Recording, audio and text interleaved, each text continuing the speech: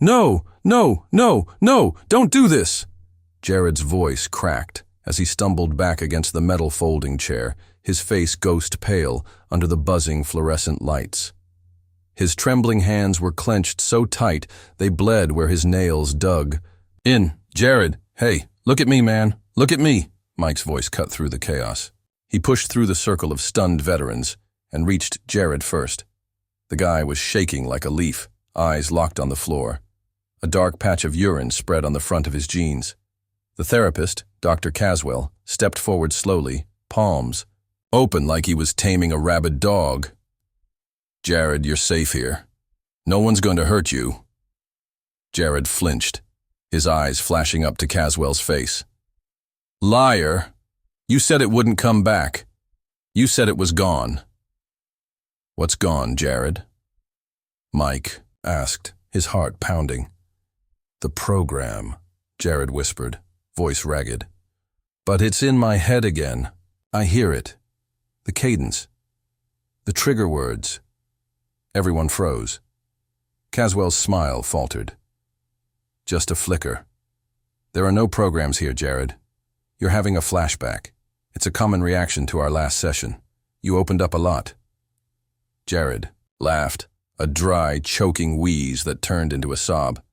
He pulled a crumpled piece of paper from his hoodie and thrust it into Mike's hand.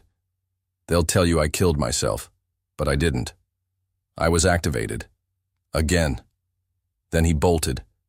Out the church basement, into the freezing Montana night. Before we continue, comment below which city you're from. They found him 3 days later, swinging from the rafters in his garage. No note, no signs of struggle, just the quiet stink of motor oil and rot. The group met again the next week. One chair sat empty. Grief can feel like betrayal, Caswell said gently, looking around the circle. But I want to emphasize this. Jared's choice doesn't define his value. Or yours. Mike wasn't listening. He was staring at the note. The writing was jagged, desperate, but one line was underlined 3 times. They bury the code in the words. You trust most, I think. We should talk about Jared, Mike said finally. I mean, he didn't seem suicidal. Not like that. Caswell tilted his head. Would you say you knew him, Mike? Well enough. He had a kid, a job. He was getting better. That can be deceiving. Healing isn't linear. Mike looked around. A few heads nodded, but most eyes were downcast. Avoiding, only one guy met his gaze. The new guy, quiet, square jaw, high and tight cut. Didn't say a word last time. Mike caught him after the session. You didn't say much. The man shrugged. I listened, that's what they pay me for.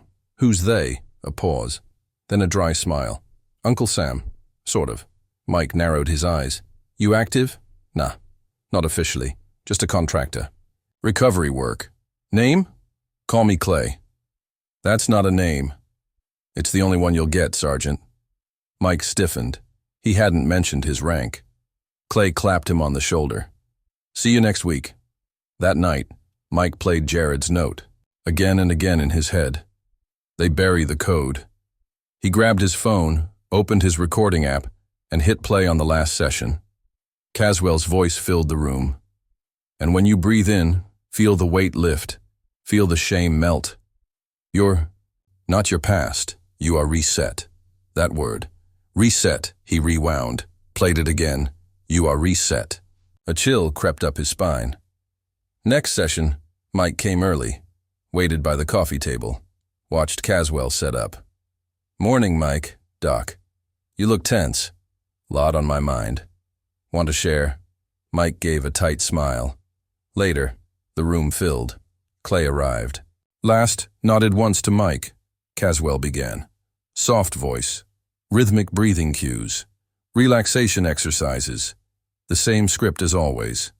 Until, and you are reset. Mike's eyes snapped open. He scanned the group. One guy, a lanky vet named Ellis, jerked slightly. Just for a second, Caswell moved on. But Mike kept watching Ellis. The way his fingers twitched, his eyes glazed. Mike didn't speak the rest of the session. After, he followed Ellis out. "Hey, you good?" Ellis blinked. "Yeah? Why?" "You twitched during that last bit. When Caswell said reset."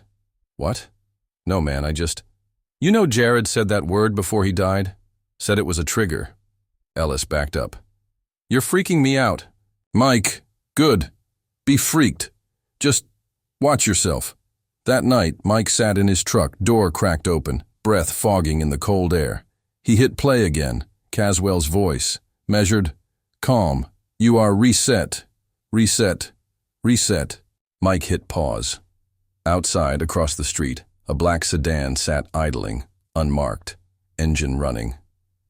He didn't sleep that night. He started labeling the recordings, categorizing Caswell's phrasing, noted how often certain words repeated. Reset. Weightless. Obedient. 3 members stopped coming. Clay never missed a session. Mike stopped taking his pills, stopped sleeping more than 2 hours, started carrying again. It had begun, and he wasn't sure who exactly he was fighting. Mike sat in the back of his truck outside the old VFW hall, breath steaming in the early morning frost. The session wasn't for another 3 hours. He was already on his second cup of gas station coffee and third cigarette. He hadn't told anyone what he was doing. Not even his brother. Not the VA shrink. Definitely not Caswell. On the passenger seat sat a manila envelope, thick with printouts. Mike had spent the last 48 hours digging through every scrap of public info he could find on Dr. Robert Caswell, medical. License, counseling certifications, old Army Reserve records, everything looked clean. Too clean. "Where the hell do you get funding for a private PTSD support group in a town like this?" he muttered. He flipped through the last printout again. Caswell's. Name linked to a now-defunct nonprofit called Mindbridge Recovery Initiative. It had contracts, government ones. He circled the name with a Sharpie. Back inside his apartment, Mike laid out the recordings on the table. 6 weeks' worth of audio. He started playing them again, isolating keywords: reset, reinforce, unshackle. Realign. Every session followed the same arc. Calm the body, strip the memory, rebuild the story, and always, always, you are not your past. You are reset. Mike jotted notes in shorthand. Possible conditioning script? He stopped, stared at the word. Conditioning next session. Full house. Except Ellis. "Ellis texted me," Caswell said. "He's safe, just needed time." Mike said nothing. Caswell turned to the group. "Let's welcome our new guest, Jenna, Marine Corps, 2 tours in Helmand." Jenna nodded. Her gaze was sharp, cold. She didn't look like someone here for healing, more like recon. Caswell began the session, but Mike wasn't. Listening, he watched the room. Clay was relaxed, too relaxed. Jenna was scanning everyone. Caswell's voice dropped into its usual cadence. "Let your limbs go heavy. You are safe. The weight you carry isn't you. You are reset." Mike flinched, looked around. 3. Heads nodded in unison. Not slow, not natural, synchronized. He waited until the session ended, then blocked Jenna by the coffee table. "You're not here for therapy." She sipped from a styrofoam cup. "Neither are you." "Who sent you?" She tilted her head. "Same people who sent Clay. We're not on the same team, Sergeant. Don't confuse shared suspicion with trust." "You know what they're doing, right?" Jenna smiled without humor. "Better than you. I wrote parts of the damn script." Mike stepped back, heartbeat thudding. "You're lying." "Am I?" "Ask Clay why he never blinks during sessions. Ask Caswell where the audio goes after we leave." She dropped the cup and walked off. That night, Mike parked 2 blocks from Caswell's office. He waited until the lights went off, then broke in through the basement window. The filing cabinet was locked. The drawers under the desk weren't. Inside, a thumb drive, labeled with a date 2 years ago. Back home, Mike plugged it in. Audio files. Not session tapes, military debriefs, old, compiled. He clicked on one, a voice, young, scared. I don't remember pulling the trigger.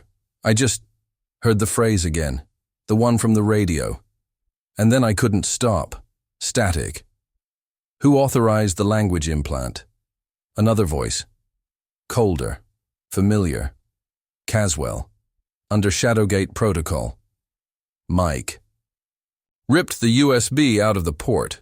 Sat in the dark, heart pounding. Caswell wasn't just the therapist. He was the designer. Rain lashed Mike's windshield as he sat in the darkened parking lot behind the VFW. The wipers squealed uselessly. The Glock in his lap felt heavier tonight, dirtier, like it knew what was coming. His phone buzzed. Unknown number. You're being watched. Session tonight is a test. Play dumb. He stared at it, heart hammering. The screen went black. Inside, the room smelled like stale coffee and Lysol. 10 chairs, 9 people, 1 empty seat, Ellis's. Caswell smiled warmly. Too warmly. Let's begin. Mike barely registered the first 10 minutes. His eyes stayed on Clay. Jenna wasn't here.